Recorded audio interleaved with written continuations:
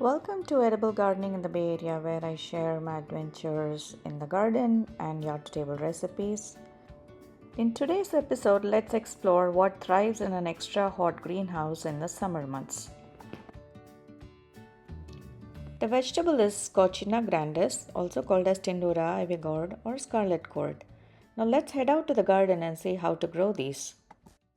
It's now end of August, and for year 2024 I'm growing Tindora inside the greenhouse. In the past I've tried tomatoes and also yard long beans. Yard long beans have done exceptionally well here, but I felt like moving the Tindora in and out to the main garden and then uprooting them and bringing them back over the winter, and sometimes moving these tall pots was a bit of a challenge, and we got a bit delayed with moving the plants out this year, and the Tindora started growing vigorously, and I decided to leave them in, and I am so impressed with the results that the Tindora is gonna grow here at all times. During summer they can take the intense summer heat, they love the humidity in the greenhouse, and they produce exceptionally well.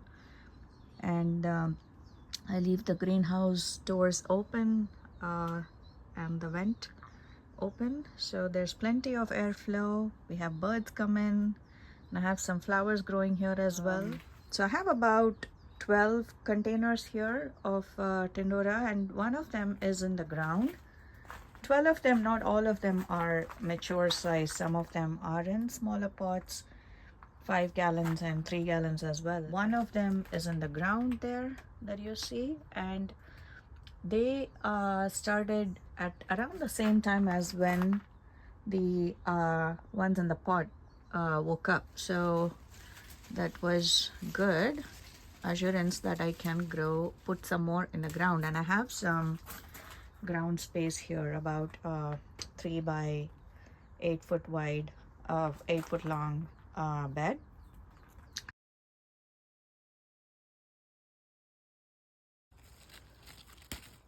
This is what the flowers look like. They're so pretty. Here's a fat Tindora that we forgot to harvest yesterday. I got more than 4 pounds of Tindora just yesterday, hiding everywhere.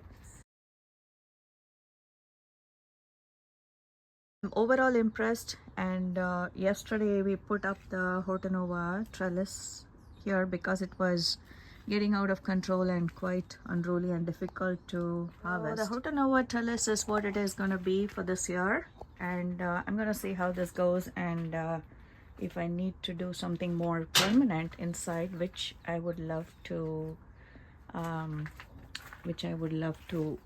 so that it's easy for us to manage it on a year-to-year basis, or for all you know, maybe the Hortonova trellis will work fine. So the challenge would be at the end of the season, when everything goes dormant, the leaves start to drop, and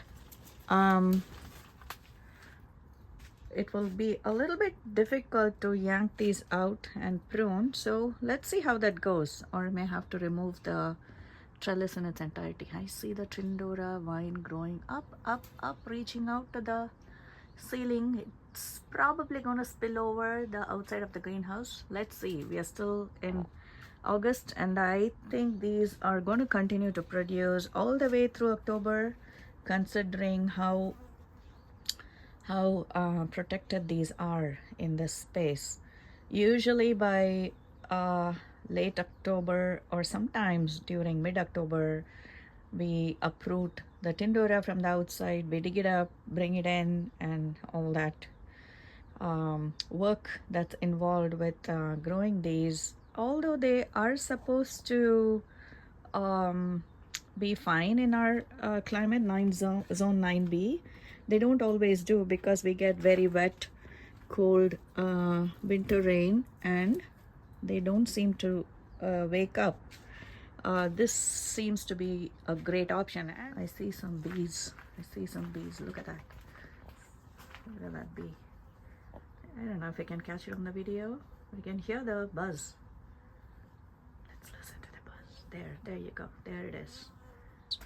So I'm overall impressed with Tindora growing in the greenhouse. Now let's explore what to do with all of those leaves, abundant fruits, and crunchy little ivy gourds. Did you know that the leaves of the Tindora is perfect for sautés and stir fries and whatnot? You can make some chutneys out of it. It's supposed to have blood sugar regulating effects as well. The leaves are good. You can make herbal infusions, teas, and drink on a daily basis. These are amazing. The roots are edible as well, but I save the roots. Lacto-fermented vegetables are great for your health, and Tindora makes for some amazing ones. They taste just like cucumbers. Separate out the firm green ones for the lacto-ferments, and the ripe ones make for some amazing chutneys. Now come on, let's explore a simple recipe using these ripe gourds.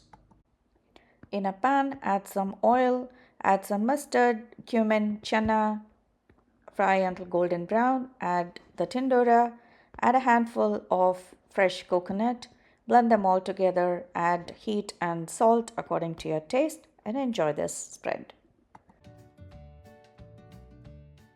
Do like and subscribe to follow along my urban gardening adventures and yard to table recipes.